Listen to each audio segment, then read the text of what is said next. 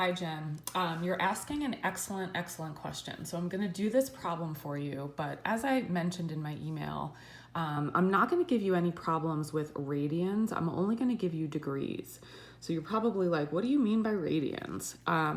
Anytime you see this pi, it's another way of measuring an angle. So what you want to know is that 360 degrees is the same thing as 2 pi radians.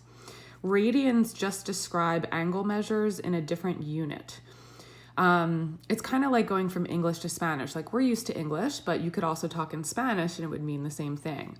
So in geometry, we typically use degrees to measure angles, but in pre-calculus, you're going to learn actually radians is another way to measure angles. So just know on an exact, like a quiz or test, I am not going to give you radians, I'm going to give you degrees. But nonetheless, I will do this problem because I think it'll help you understand.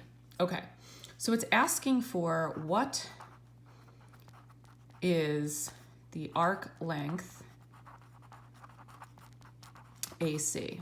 And what that means in English is what fraction of the circumference is represented by AC? Like, how far along the circumference did we travel, right? And it looks like AC is some fraction of the entire circumference. Remember that circumference measures the distance that we walk around the entire circle. So AC is just a fraction of that circumference. So the first thing we should probably do is calculate the circumference, right? The circumference, which is the distance around the circle, is measured by 2 pi r, and that's why they're giving you this radius of 4. So you can see that the circumference is, if I put a 4 in there, that's going to be 8 pi, right? 8 pi is how long it takes me to walk around the entire circle, okay? So the question is, what fraction of 8 pi is this AC business, okay? And the clue we have is the inscribed angle. Now let me just do a quick inscribed angle lesson. You may remember from a previous video that if I have an inscribed angle, which just means the angle vertex is on the circle, and let's say that's 30 degrees, this arc measure that it intersects is going to be double, so that's 60 degrees, okay? So the inscribed angle is half of the arc measure. The arc measure is double the angle. Okay, and again, we're going to do all this stuff in degrees, but here they give us in radians. So what I need to do to this 2 over 5 pi is multiply it by 2. Just like I would take the 30, multiply it by 2 to get 60. So 2 over 5 pi times 2 is 4 pi over 5. So then I know that the arc measure is 4 pi over 5. And I could convert that to degrees, but let's just not for the time being. Okay, now another thing you may remember learning is that the arc measure is equal to the central angle. So this angle would be 4 over 5 pi. And just a quick refresher, right? You learned, hopefully, that if I had a central angle, this is where the angle is on the center, or the vertex is on the center. And let's say, I don't know, that's 40-degree angle. That would mean that this arc would also measure 40 degrees.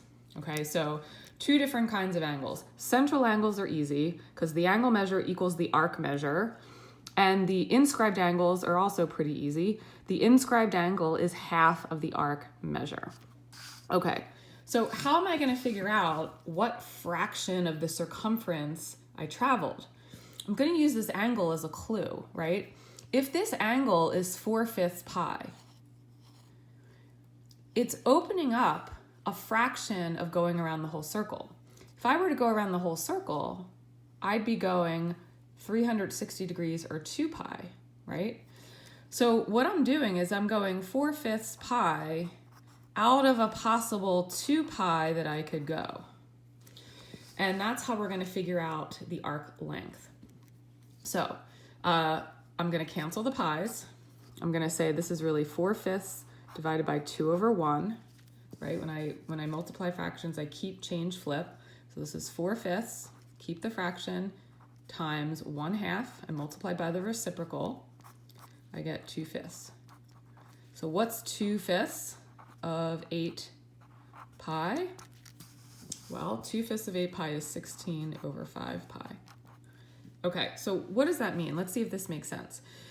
The arc length, meaning how far I traveled along the circle, was 16 over 5 pi out of a possible 8 pi, right? Remember, the whole circumference is 8 pi. I only went 16/5 of that. And just to make sure I think that that makes sense, right?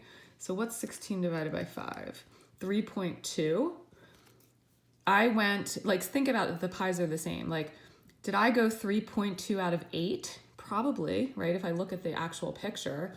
If I convert these to decimals, what's 16 over 5 times pi? Let me just put that in my calculator, roughly. So that's 10.05, right? If you think of the arc length as 10.05, and you think of the whole circumference as what's 8 times pi, as 25, roughly. Does it make sense that I went 10 units out of 25? Yeah, probably. That seems pretty logical. Okay, so that's the final answer. And then I want to just make sure you're clear on the difference between arc measure and arc length. Remember, arc length represents the distance I travel. It's the portion of the circumference.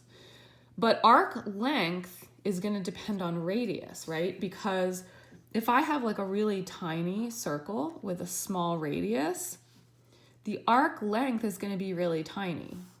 But if I have a really big circle with a big radius, the arc length I travel is going to be bigger because I have to cover a farther distance.